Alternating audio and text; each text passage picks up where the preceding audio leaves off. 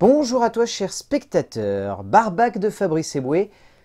Sur le papier, c'est typiquement le genre de film qui me titille beaucoup. Parce qu'on est à moitié dans le cinéma de genre et on est à moitié dans de la comédie un peu potache. Et en plus, le concept est, si ce n'est irrévérencieux ou un peu provocateur, en tout cas, il cherche un petit peu à bousculer certains aspects de la société que je peux trouver assez intéressants. Mais encore faut-il que ce soit bien amené. Et c'est souvent le problème de Fabrice Eboué, c'est que la plupart du temps, ces sujets-là, ils sont un peu traités de manière un peu bâtarde au sein de ses longs métrages. Pour autant, ce film avait l'air intéressant et il donnait vraiment envie d'aller le voir en salle. Le résumé pour faire simple, Vincent et Sophie forment un couple assez triste, tenant une boucherie en piteux état depuis maintenant beaucoup trop longtemps. Mais un jour, en rentrant de chez deux amis, ils percutent un jeune homme et vont devoir se débarrasser du corps. C'est dommage en un sens, même si le film est plutôt bon. Parce que, encore une fois, Fabrice Eboué conçoit un long métrage que je trouve assez inspiré par de nombreux aspects, drôle et entraînant par sa forme et par son fond, mais, et c'est le problème à chaque fois des films de Fabrice Eboué, hormis Casse Départ qui pour le coup est un film qui je trouve se tient de bout en bout et est vraiment une très bonne comédie avec un bon fond, c'est des concepts de format court. Et le problème, c'est qu'ici, encore une fois, on est typiquement sur ce concept-là, c'est-à-dire que passé 45-50 minutes de film, et ben le long métrage commence à tourner en rond et à ne plus savoir quoi nous proposer pour réussir à vraiment nous embarquer au bout de son délire. Et malheureusement, c'est ce qui ressort encore une fois de Barbac. Barbac est un film qui est drôle, est un film qui est entraînant, est un film qui est maîtrisé par de nombreux aspects, mais c'est également un film qui, au bout d'un moment, n'est pas à la hauteur de sa promesse de base, et du coup ne sait pas forcément quoi nous raconter de plus qu'une simple histoire de meurtre à la chaîne, et c'est un peu dommage.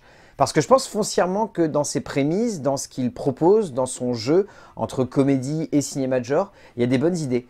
Mais au bout du compte, ça reste très limité, ça reste trop simple, ça reste assez bébête par de nombreux aspects, mais pas bébête dans le sens méchant, simplement c'est très con, et c'est parfois très drôle, et parfois on se dit que c'est un peu lourd.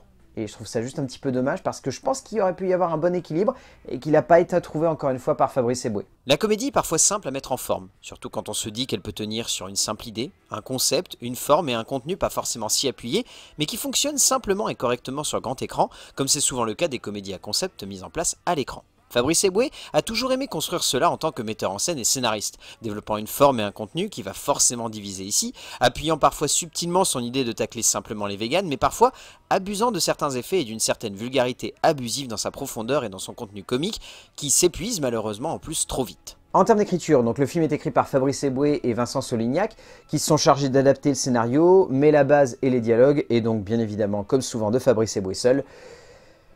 En fait, sur le papier, le film a vraiment une idée très intéressante qui, je trouve, n'est pas assez aboutie pour réussir à donner lieu à un long métrage qui se tient en termes d'écriture.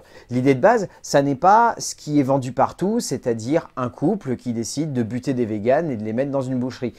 Ce qui est intéressant, c'est qu'à la base, c'est l'histoire d'un homme qui est avec sa femme depuis très longtemps, leur amour bat de l'aile, et un soir, en butant un vegan et suite à une erreur, eh ben, l'homme va découvrir qu'il peut potentiellement rafistoler son couple et avoir un commerce qui fleurit avec simplement cette idée saugrenue de vendre de la viande de vegan. Cette idée-là, elle fonctionne vraiment bien et dans les premières minutes du film, on est vraiment embarqué dedans et on se dit que ça peut tenir. Le problème, c'est ce que j'évoquais au début, c'est que c'est un format court. C'est vraiment un postulat de scénario et d'écriture qui donne lieu à un film où on se dit ça va tenir à fond pendant 45 minutes et après, il faut voir ce qu'il y a d'autre à nous proposer. Et le problème, c'est que comme toujours, avec Fabrice Eboué, il n'y a pas grand-chose de plus à nous proposer. Et donc du coup, l'écriture, elle est bâtarde. On va dire qu'en termes de développement de personnages, c'est le truc le plus linéaire du monde et il n'y a aucune fluctuation des points de vue ou aucune réflexion ou profondeur par rapport à tout ça. C'est hyper limité, c'est hyper simple, c'est très rapide et on voit tout de suite dans quelle direction les personnages vont. Et à aucun moment, il y a une vraie remise en question de leur caractère ou de leur point de vue. Et du coup, rapidement, il y a des scènes qui viennent à se répéter, il y a des situations qui font écho à d'autres situations. Je pense à un truc tout bête, mais il y a un dîner qui est entre les deux personnages principaux et deux de leurs amis les plus proches qui sont également dans le monde de la boucherie. Bah, cette scène-là, on sent dès le début qu'elle est placée là pour faire écho à une autre scène qui va venir plus tard. Et il y a plein de scènes comme ça, tout du long du film, où tu sens que c'est mis en place de telle sorte à ce que plus tard, on y fasse écho. Et du coup, c'est un peu dommage parce que je pense qu'il aurait pu y avoir une meilleure construction finalement de la narration et du développement des personnages et de la dramaturgie pour faire en sorte que ça soit un peu plus qu'une bonne idée qui devient quelque chose d'assez classique et symptomatique d'un cinéma qui a envie un petit peu de s'enfermer dans sa petite case. On ressent dans l'écriture de Solignac et Eboué une envie de jouer avec certains codes du genre, amenant correctement une grande majorité des retournements dramatiques et comiques, faisant la sève même de leur histoire, et parvenant assez justement à construire des parcours de personnages décalés et amusants. Mais, et c'est un peu triste de le dire, on ressent forcément que le concept a du mal à parfaitement tenir jusqu'à la fin, comme si rapidement, l'idée faisant la base même de ce projet de cinéma plutôt intrigant, menait forcément à devoir faire face à un mur où la comédie ne réussit plus simplement à développer et construire une véritable narration, mais donnerait simplement lieu à une forme qui ne pourrait tenir que sur la longueur. Et malheureusement, c'est pas toujours le cas. En termes de mise en scène, Fabrice Eboué est quelqu'un qui sait pertinemment se servir de sa caméra, qui sait justement comment doser les effets. Et ici, au sein de ce film, je trouve qu'il n'a pas forcément la même patte que d'habitude. Il a une patte qui a envie vraiment de rendre hommage à un certain cinéma, et ça se ressent dès les premières minutes. Il est dans cette optique de vouloir osciller entre cinéma de genre et comédie. Pour vous donner un ordre d'idée, il y a eu plusieurs scènes où j'ai eu la sensation de voir deux grosses références se mettre en place. Pour le cinéma de genre, Massacre à la tronçonneuse, clairement, presque Massacre à la tronçonneuse 2 par pas mal d'aspects et par le jeu un peu décalé de certaines situations, et aussi Astérix et Obélix Mission Cléopâtre, par des punchlines, par un jeu de comédie, par un certain décalage de certaines situations. En fait, j'ai pensé à Astérix Obélix Mission Cléopâtre en voyant une scène où il y a un comparatif fait entre Fabrice Eboué et un vegan, et un léopard et une gazelle. À partir de là, je me suis vraiment dit, oh là, il y a des parallèles un peu bizarres. Et je me suis dit que cette idée de vouloir rendre hommage à un certain cinéma qui l'a influencé, c'est vraiment quelque chose de bien. Et le problème, par contre, c'est que derrière, ça amène cet autre point de vue qui est que Fabrice Eboué délaisse finalement sa part artistique pour uniquement se concentrer sur une espèce de juxtaposition d'effets de style qui, du coup, font que sa patte n'est pas forcément toujours présente à l'écran. Et je trouve que cette partie-là, c'est un petit peu dommage parce que, foncièrement, le film derrière, il est très intéressant, par de nombreux aspects de mise en scène, par un jeu de comédie et un jeu vraiment de frisson qui est plutôt bien amené, mais c'est au profit de délaisser sa patte artistique pour se concentrer uniquement sur des effets tape à l'œil, mais pas tape à l'œil grossier, juste tape à l'œil, mais avec pas grand chose de plus derrière. Eboué donne du rythme à son œuvre, cherche le plus possible à jouer avec nous, sans pour autant en faire des caisses avec l'aspect comique de base de son métrage, construisant un tout cinématographique assez délirant et jouissif dans ses effets de base, ne parvenant pas forcément toujours à sonner comme juste, mais sonnant comme généreux.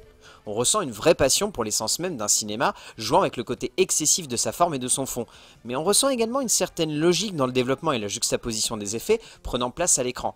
Et si l'on peut tout de même avoir la sensation qu'il manque à ce tout cinématographique une certaine forme de finesse, il y a tout de même un humour qui fonctionne. En termes de casting, celui-ci est bien, dans sa grande majorité. Bon, déjà, je tiens à citer la présence quand même de Christophe Ondelat, qui est extrêmement charismatique dans un petit rôle quasi tertiaire, mais qui je trouve fonctionne du feu de Dieu. On peut citer également Virginie Hocq, qui est plutôt bien dans le film sans être forcément extraordinaire. On peut citer également Jean-François Quéré, qui est bien. On peut citer aussi Roby Shinazi, qui a un petit rôle, bon lui, vraiment tertiaire pour le coup, mais ça fonctionne pareil. Pour moi, le film en fait ne vaut réellement le coup d'œil que pour le duo que forment Fabrice Eboué et Marina Foïs. Les deux ont une alchimie évidente à l'écran. Toutes les scènes comiques fonctionnent parce qu'ils ont quelque chose ensemble. Et vraiment, si le film fonctionne, je pense qu'à 70%, c'est parce qu'ils sont à l'écran et qu'ils dégagent quelque chose ensemble. Eboué et Foïs forment un duo surprenant. Un duo assez jubilatoire et jouissif qui tient largement la route à l'écran et donne lieu à de nombreuses scènes assez amusantes et délirantes qui rendent le tout prenant. Au bout du compte, Barbac, c'est un film qui est plein de bonnes idées. Mais c'est amené au cœur d'un long métrage qui, je trouve, n'est jamais pleinement abouti dans ce qu'il cherche à construire au sein de son cadre. C'est un film qui a un postulat de base qui se tient, mais qui n'arrive pas à tenir 1h30. C'est un film qui a des super acteurs, mais qui n'arrive pas à complètement tenir le film jusqu'à la fin. C'est un film qui a une bonne idée de mise en scène, mais qui, au fur et à mesure que ça avance, montre simplement une envie de rendre hommage et pas uniquement de créer. Donc c'est un film bourré de bonnes idées et de bonnes intentions, mais qui, je pense, va un peu droit dans le mur en ayant juste un bon concept et pas grand chose de plus derrière. Pour autant, Barbac de Fabrice Eboué reste tout de même un film devant lequel on se marre bien, qui est quand même bien amené Et même si ça tient pas sur 1 h 30, ça reste quand même suffisamment bien amené pendant une bonne moitié de long métrage pour qu'on ressorte et qu'on se dise c'était quand même drôle. Donc rien que pour ça, ça vaut quand même un petit coup d'œil en salle. A plus!